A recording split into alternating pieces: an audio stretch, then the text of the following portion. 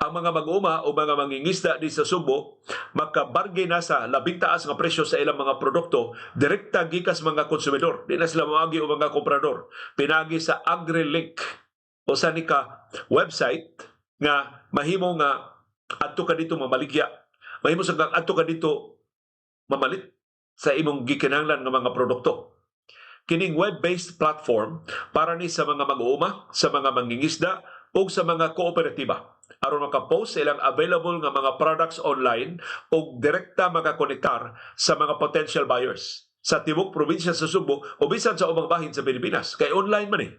Mahimo rin yung sabutan ang delivery unsaon na ang transaksyon sa paghingpit.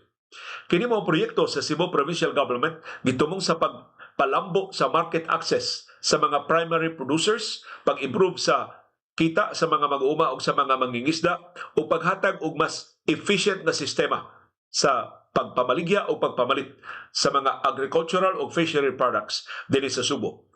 Pinagi ning online platform ang mga mag-uuma o mga mangingisda o mga kooperatiba maka mahibaw sa ilang mga produkto.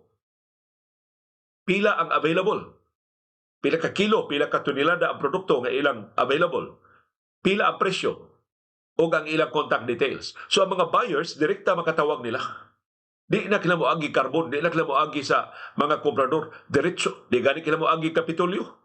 Ang gihatag sa Kapitolyo, kinirang plataforma.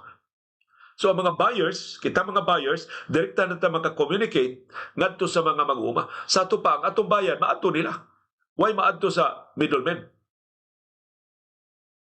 Ang nagpasiyog na inyong proyektuha mo si Cebu Provincial Agriculturist Dr. Roldan Sarahena.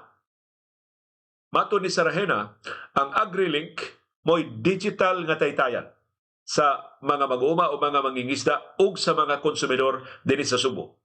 Ubos sa sistema, ang mga mag-uuma o mga mangingisda makatakda sa ilang kaugalingong presyo. Pero di sila makapatuyang. I-monitor sila sa Agriculture Office sa Kapitolyo. Aron reasonable ang presyo. Gawas nga mga sellers makapost sa ilang products, kitang mga buyers makapost sabta sa atong product requirements, kana atong wish list. Kailan mo magparehistro, ako nagparehistro na ko, ginamit ang akong Google nga, akong Gmail nga account, sayo na kayo magparehistro. Pangayuan ka sa imong contact number, pangayuan ka sa imong address. So na ay mga drop-downs na, dili ka maglisod sa pagtubag. Kay gusto sila maniguro, dili ka fictitious nga ngan. So imong tinod nga ngan mo ilang ipahatag nimo. Kay kaluoy tapos mga mga mangingisda mag-alias ka diha unya dili tinuod imong order madisgrasya pero magtinuganay man sila so dili ka maskam ining maong transaksyon. Maton ni Dr. Sarahena kini ato Cebu Provincial Agriculturist ang platform nakahimo ng malampuson nga mga transaksyon sa ilang initial rollout. Apil ko na sa halin usa ka tonelada nga kalbasa gikan sa grupo sa mga mag-uuma diya sa lungsod sa San Remigio. So, kini insentibo ni sa mga mag-uuma, paggrupo mo, pag-organize mo. Aron pagtabang sa delivery, ang Cebu Provincial Government mo hatag og transport assistance kung bulto ang order. Kung dako na ang order, mahimong ang probinsya Subo mo paggamit og multicab o iyang truck o iyang van. Depende sa available nga mga sakyanan sa Kapitolyo. Diin sa ni mahitabo ang transaksyon. Ang tuyo sa Kapitolyo pananglitan pagkaon, mahato dayon. Dili daot ang pagkaon. Or maayo ang kondisyon. Dili malata. Dili bunog ang mga produkto. Ang interesado nga mga mag-uuma o mga mangingisda o mga kooperatiba makaparehistro online. Pinagi sa pag-create og account o pagsumiter sa kikinahanglan nga kasayuran. Mao to akong gihimo. So karon rehistrado na ko diya sa AgriLink. Makapost na ko sa akong wishlist o sa mga produkto akong ganahan.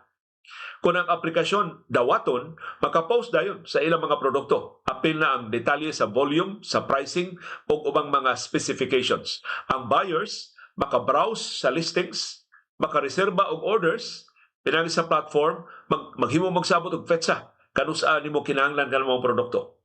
O na, palihog andam na mo sa inyong ballpen o sa inyong telepono.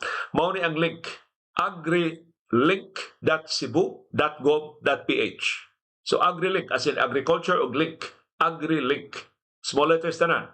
agrilink.cebu.gov.ph. Mao na ang link So ay ninyo, i-explore ninyo.